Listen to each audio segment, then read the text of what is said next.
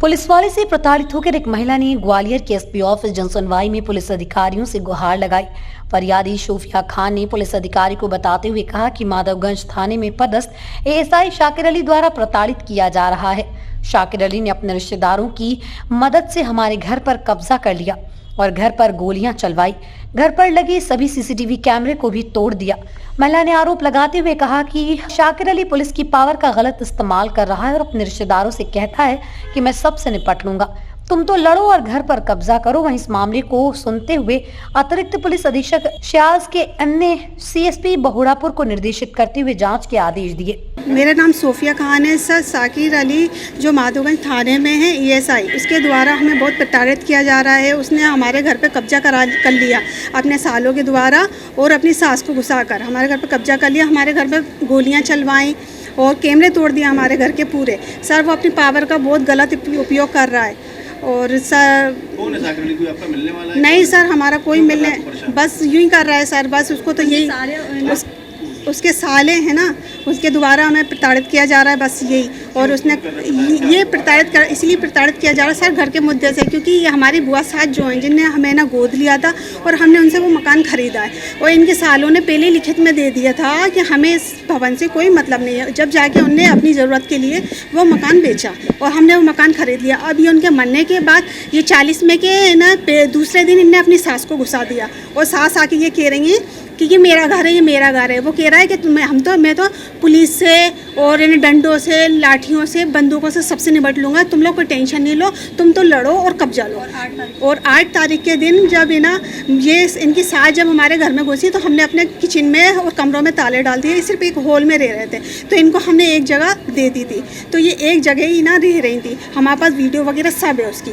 और उसके बाद इनने 8 तारीख के दिन जब मैं अपनी देवरानी के घर से खाना बना के लेकर आई तो इन्हें अपने प्लान के मुताबिक, शाकिर अली के प्लान के मुताबिक इन लोगों ने लाइट कटवाई 10 मिनट के लिए। तो हमने ये कहा कि लाइट जाने वाली, वो लाइट चली गई, मम्मी डर रही होंगी, जल्दी चलो। हम लोग खाना बना के जैसे ही लेकर आए तो हमारे घर में इतने सारे लड़के मुंह बांध के फायरिंग कर रहे थे। सबसे पहले इनने आके हमारे घर के कैमरे तोड़े और हम जैसे ही घुसे इनने हमसे मोबाइल छीना।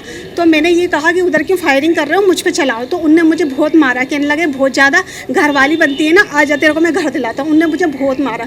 फिर हम लोग वहाँ पे बच्चों को भी मारा। जब मैं सास को भी मारा और मैं वहाँ पे जाने लगी, बंदूकें चलाई। और जब मैं वहाँ पे पुलिस स्टेशन जा सर गए थे, हमने इससे पहले भी बहुत आवेदन दिए हैं, ये वारदात होने से पहले भी बहुत आवेदन। हाँ सर करी थी ना, तो मैं बाद वो बोड़ापुर थाने गई। तो फिर वहाँ पे जाके गई ना, तो उनकी लेडी से कहने लगी जाओ चले जाओ, पुलिस वाले कोई नहीं सुनेंगे। हमने तो उनकी पहले से जेब गर्म कर दी, हमने पहले से गर्म कर दी। जब हम लोग बोड़ापुर थाने गए तो उनने सर हमारी कोई सुनवाई नहीं हो रही, टीआई सर वगैरह कोई भी नहीं सुन रहा। हम लोग पता नहीं क्यों नहीं सुना, क्योंकि शाकिर अली के बहुत अच्छे रिलेशन है उनसे। तो वो कहाँ रहती हैं आप? सर मैं तो सुभाष नगर में रहती हूँ। हाँ सर। अभी आप किससे मिली हैं? ये कौन सर से? हाँ क्या बोला उन्होंने? उन्होंने ये कहा है कि डीएसपी डीआईजी मैडम से बात करो, लेकिन सर हम सब जगह जा रहे हैं, कोई हमारी सुनवाई नहीं हो रही। और क्या चाहती हैं सर हम यही चाह रहे हैं कि हमारे इन पे जो झूठे केस लगाए हैं उसकी जांच की जाए कि क्या है। और थाने से बार बार फ़ोन आ रहे हैं कि इनकी वो कराओ, जमानत कराओ। सर हमारा काम धंधे से सब लुट गए, घर छीन लिया।